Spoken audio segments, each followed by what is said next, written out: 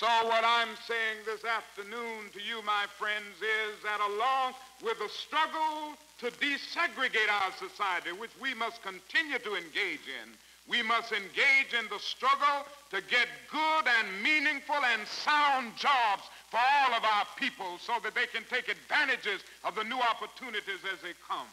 This is the challenge of the hour.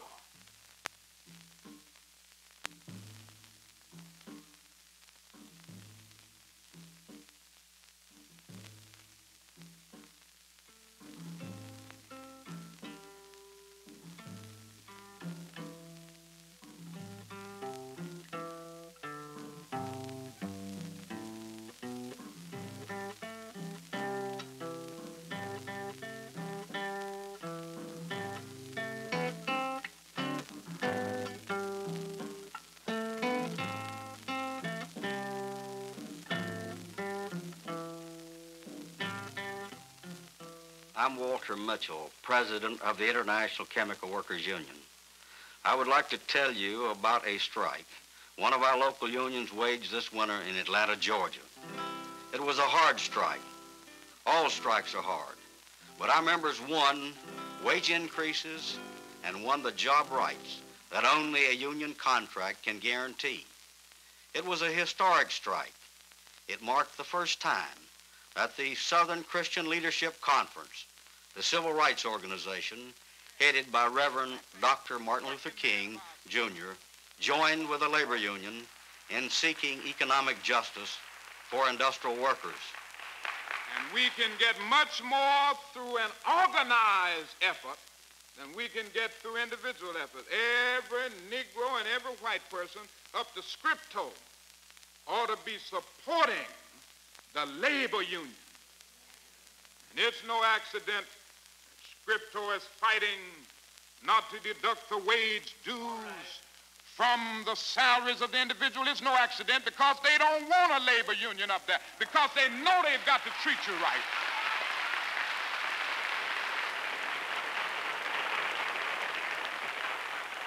The strike took place at the plant of the Scripto Inc. Company. Here is how one of our representatives, Jerry Levine, described the circumstances to a television interviewer. The majority of the employees of Scripto voted for the International Chemical Workers Union to represent them in September 1963. Scripto, using every legal method available, was able to delay certification of the union for 8 months. For the past 6 months, we have been fruitlessly negotiating in an attempt to reach a just and decent union contract. This company has about 750 Negro employees and 150 white employees. Prior to the strike, only 6 Negroes were classified as skilled and no whites were classified as unskilled. This is an obvious pattern of discrimination, especially where unskilled employees earn only $1.25 an hour, and after 10 years they get a 5-cent raise. Scripto cannot continue a 19th century labor policy in this 20th century. There had been several attempts to organize Scripto over the years. The Negro community knew that conditions there needed improving. The Reverend Martin Luther King Sr. helped our organizing drive. When the chemical workers went on strike, Operation Breadbasket, a ministerial organization, immediately gave its support. Reverend King's son, the Nobel Prize winner and leader of the Southern Christian Leadership Conference, joined soon after. It's all right to talk about the New Jerusalem, but one day we better start talking about the new Atlanta, the new America, the new New York. And I tell you, any religion that professes to be concerned about the souls of men and is not concerned about the slums that cripple the soul, the economic conditions that damn the soul, and the social conditions that destroy the soul is a dead, dry, do-nothing religion in need of new blood.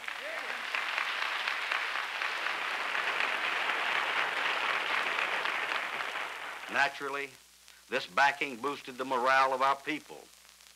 As our staff representative James Hampton said, but in our meeting yesterday for the visitors at this meeting, the members of this local union said that they will wear tree leaves for dresses before they have crawled back in that plant and be sold out for a $30 bonus.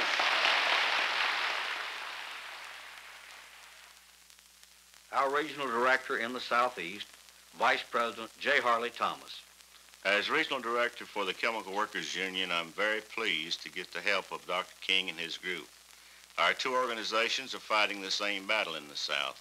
The Chemical Workers Union doesn't care what color a man is. We just want to know what kind of a job he has, and we want to help him improve that job and enjoy a better life.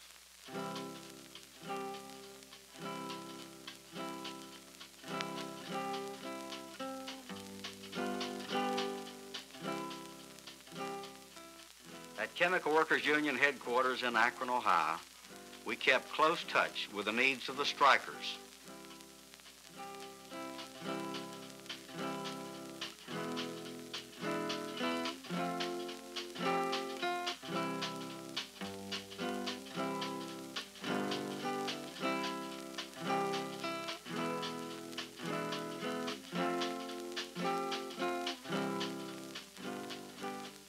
We sent in staff specialists.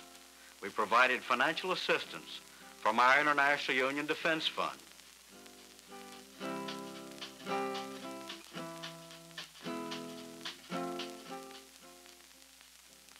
Secretary-Treasurer Marshall Schaefer describes the procedure. Our union has a fund amounting to more than $1 million from which we pay guaranteed benefits to local unions on strike. It operates like insurance. Additionally, we have a separate fund to cover legal costs and special contingencies. For example, at Christmas time, we were able to provide more than $20,000 to make sure that the Scripto strikers and their families had their share of the holiday festivities. Our union operated a commissary, distributing food we bought wholesale. We also arranged for government surplus commodities. In a gesture of solidarity and as proof of unity of purpose, Dr. King and I and other officers of the Southern Christian Leadership Conference and the chemical workers joined the Scripto picket line.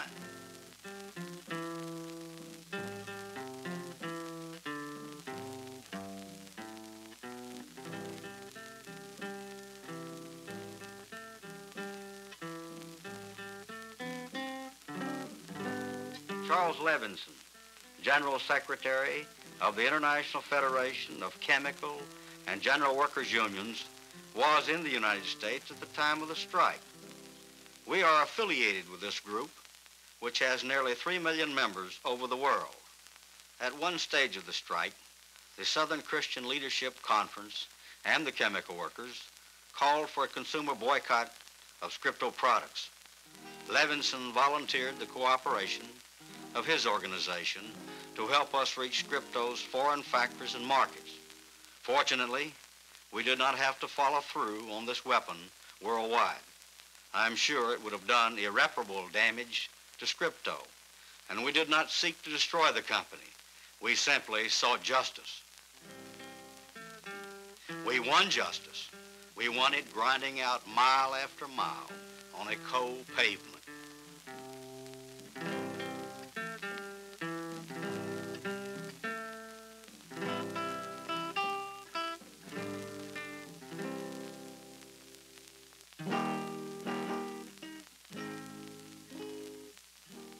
We won because our union categorically rejects all racial discrimination. We willingly went to the White House to sign a pledge of cooperation with the President's Committee on Equal Employment Opportunity. President Mitchell, I congratulate you and the members of the International Chemical Workers Union.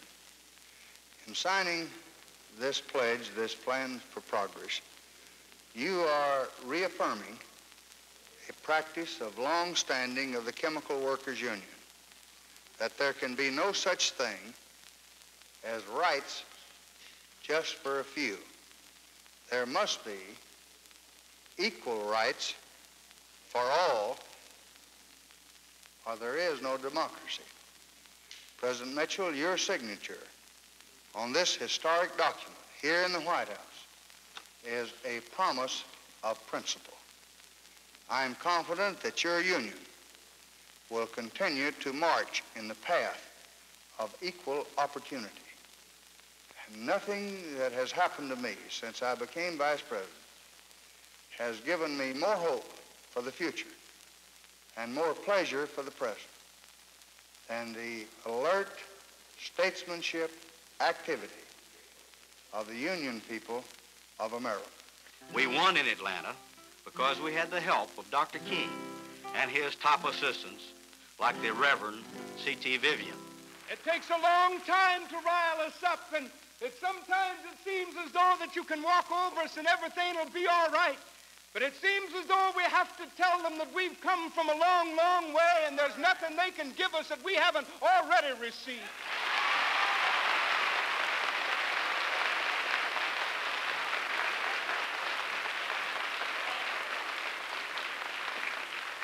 We have walked also through the dim nights of serfdom, but now we've been able to stand at the bottom of the hill, and then we've walked up the rocky sides of union organization, and it's been too hard and too long for us to give up unions now.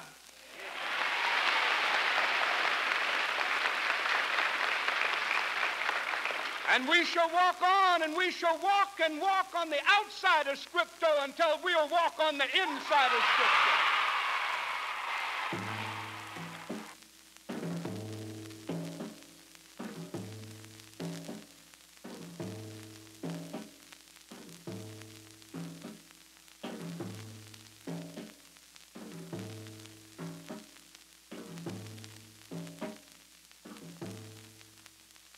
I think we found in Atlanta a formula for community action that will bring unionism and freedom to exploited workers elsewhere in the South and elsewhere in the nation.